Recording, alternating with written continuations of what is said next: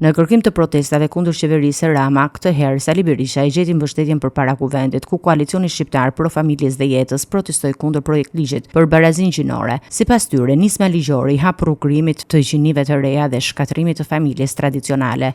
Por një ligj kryekput ideologjik, i cili bazohet absolutisht në përmbysjen e rendit gjinor, binar, shekullor dhe mbivjeçar, në përmbysjen e familjes dhe vlerave të saj, në përmbysjen e librave të shenjtë dhe moralit të tyre. Pas deklaratës së Berishës reagoi kreu i grupit parlamentar socialist Auland Balla, i cili akuzoi opozitën për përhapje paniku dhe manipulim publiku.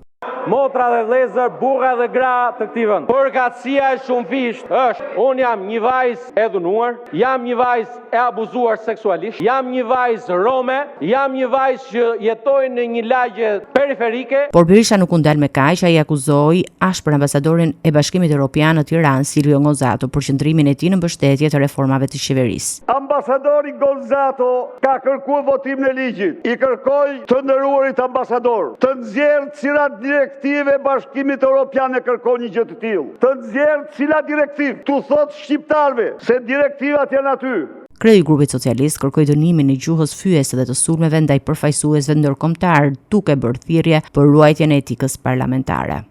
Sa i përket këtij sulmi sot, zoti kryetari i Kuvendit, ne do të depozitojmë kërkesë pranë Komisionit të Etikës së Kuvendit të Shqipërisë.